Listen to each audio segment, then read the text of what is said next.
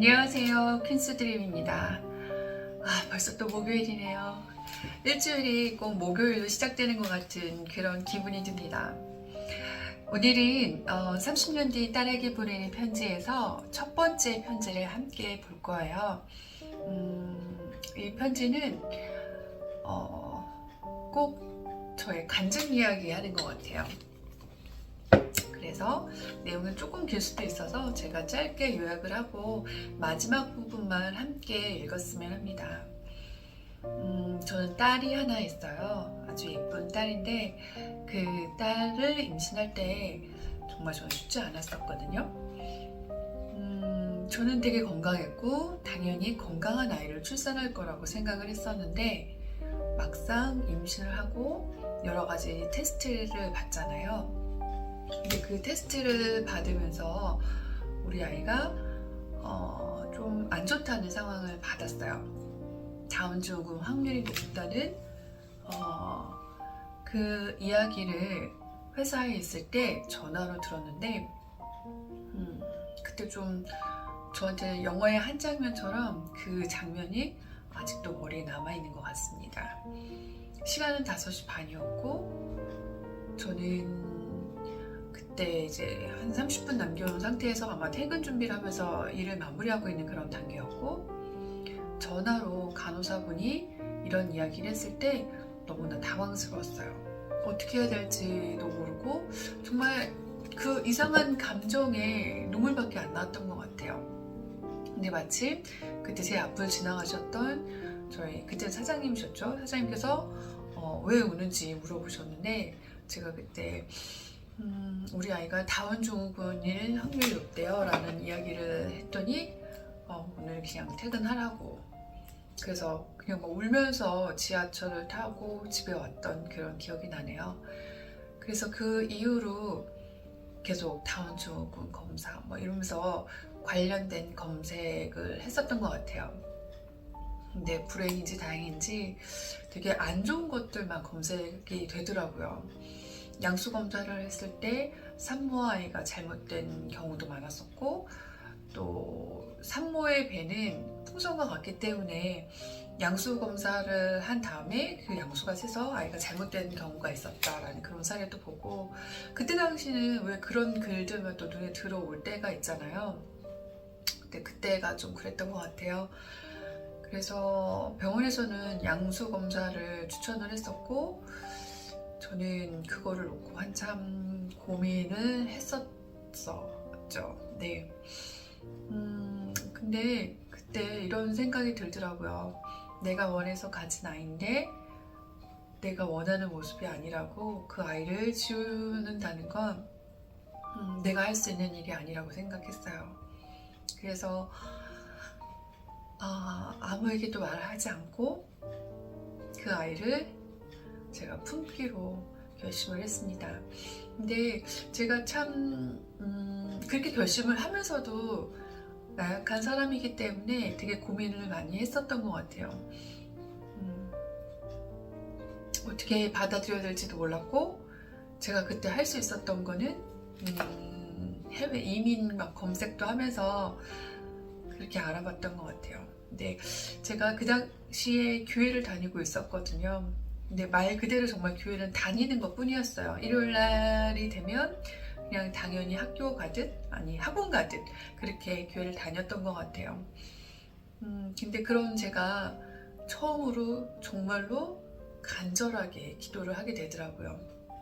왜냐면 이거는 어느 의사가 할 수 있는 것도 아니고 어느 사람이 할 수 있는 것도 아니라고 생각했기 때문에 그랬던 것 같아요. 정말 이거는 신의 영역일 수밖에 없다라는 생각에 제가 처음으로 정말로 울면서 기도를 그때부터 많이 했었습니다. 정말 이 아이만 건강하게 태어난다면 저의 남은 인생을 다른 사람들 위해서 살겠습니다. 그러니까 하나님은 우리 아이의 건강을 책임져 주세요 라는 그런 기도를 했었던 것 같아요. 근데 지금 지나고 보니까 알겠더라고요. 그것이 바로 서원 기도였다라는 것을.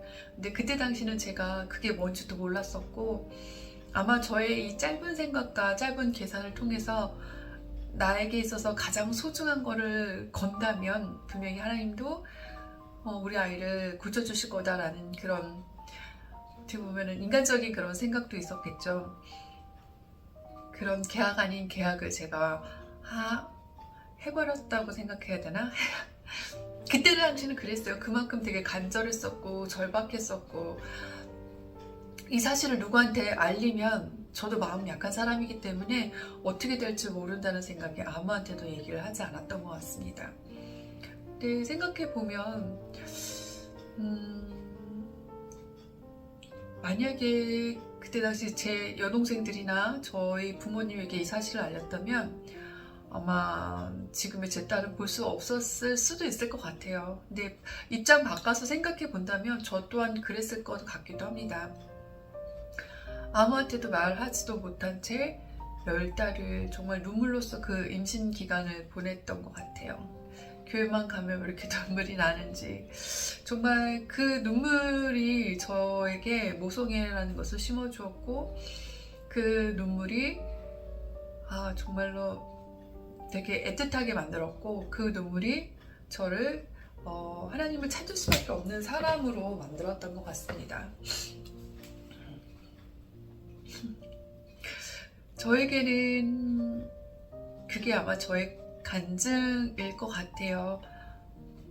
그때만큼 제가 기도를 열심히 하고 있나? 라고 뒤돌아볼 때도 있고, 그때만큼 제가 간절했던 게 있었었나? 라는 생각이 할 정도로 그때는 정말 그게 진심이었고 간절한 마음이었습니다. 근데 정말 하나님께서는 저의 그 기도를 들어주셨나 봐요. 저희 아이는 아주 건강하게 잘 태어났었고, 정말 원래는 4월생이었지만 마지막까지 아이가 좀 저를 많이 힘들게 했거든요.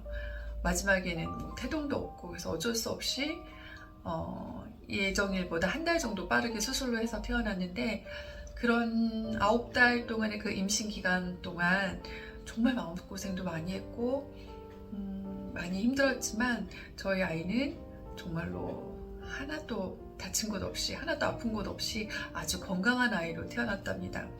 지금 아이를 보면은 그때 그 약속들이 계속 생각이 나요. 하나님은 이렇게 약속을 지켜주셨는데 나는 과연 그 약속을 지키고 있는가, 그런 반문을 하게 되는 경우가 되게 많더라고요. 그래서 나는 뭘 잘하지? 내가 뭘 가지고 다른 사람들을 도울 수 있지? 라는 고민을 좀 많이 했었던 것 같습니다. 그래서 그 고민의 연장으로 제가 내 인생에 다시 없을 1년 살기라는 모임을 만들고, 그 모임이 올해 7년차 운영을 하게 되었어요. 약속이라는 것이 전 참 되게 무섭더라고요. 약속을 했으면 그걸 꼭 지켜야 된다는 그런 생각을 가지고 있었던 사람인 것 같습니다. 그래서 그 약속을 지키려고 노력을 했고, 그리고 지금도 하고 있고, 앞으로도 계속 그 일을 해 나갈 예정입니다. 정확하게 어떤 것을 가지고 제가 그 약속을 지켜 나갈지는 잘 모르겠어요.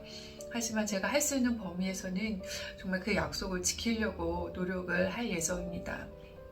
그래서 그때 그 일도 생각을 갖고 언젠가는 딸에게 이 이야기를 꼭 해주고 싶다라는 그런 생각이 들어서 딸에게 편지를 썼어요.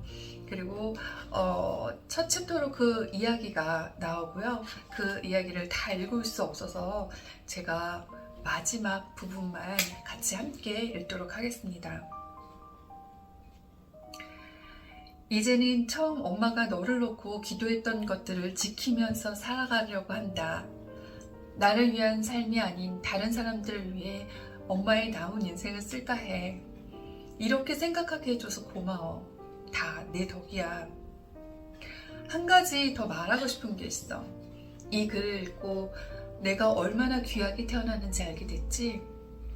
살면서 진짜 힘든 일들이 많이 생겨날 거야.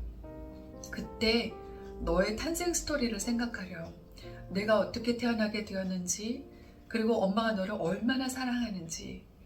너의 탄생으로 인해 한 여성이 자신의 남은 삶을 다른 사람들을 위해 살겠다고 결심했을 만큼 너는 가치 있는 존재라는 걸 잊지 말았으면 좋겠구나. 진짜 사랑한다, 내 딸. 이렇게 첫 번째 편지를 딸 아이에게 썼습니다. 분명히 딸 아이도 살다 보면 되게 힘든 일이 많을 것 같아요. 좋은 일도 많겠지만 힘든 일이라는 건 다 누구한테나 다 있는 거잖아요. 근데 그럴 때 우리 딸 아이가 자신의 탄생 스토리를 꼭 생각해 봤으면 좋겠다라는 생각을 한번 해봤어요. 엄마가 그렇게 10달 동안 아이를 품는 것, 또 그리고 그 아이가 다운 증후군이라는 확률이 되게 높았음에도 불구하고 그것을 지키고 싶었다는 것, 그리고 그 무엇보다도 너를 너무너무 사랑하고 내 덕분에 한 사람이 자신의 인생을 걸 만큼, 그리고 자신의 삶을 다른 사람에게 줄 만큼 그만큼 대단하다라는 것을 꼭 이야기하고 싶었어요. 근데 이거는 제 딸뿐만 아니라 아마 이 영상을 보고 계시는 분들이라든지 이 세상을 살고 있는 사람 누구에게나 다 마찬가지라는 생각이 듭니다. 엄마들은 다 같은 마음이니까요. 자식들을 생각하는 그 마음은 정말 한 마음일 거라고 생각합니다. 분명히 여러분도 삶을 살다가 힘든 일이 되게 많이 있을 거예요. 그럴 때는 한번 자신의 탄생 이야기를 한번 생각해 보시면 어떨까라는 생각을 해봅니다. 한 여성이 자신의 인생을 걸 만큼, 그만큼 사랑하는 사람이 바로 나 자신이라는 걸, 그 사실만 안다면 아마 우리의 삶에 있어서 그런 힘든 일이 있을 때 조금이나마 더 버틸 힘이 생길 것 같습니다. 이 편지는 저희 딸에게만 쓰는 편지가 아니라 이 세상의 모든 사람들, 모든 아들, 딸들에게 엄마가 대신해주고 싶은 말을 썼을지도 몰라요. 저도 엄마와 같은 마음으로 썼었고, 이 편지를 쓰면서 우리 엄마도 나에 대해서 이런 생각으로 나를 키웠겠구나, 그런 생각을 많이 했었거든요. 당신도 분명히 그런 소중한 사람 중에 한 명일 것입니다.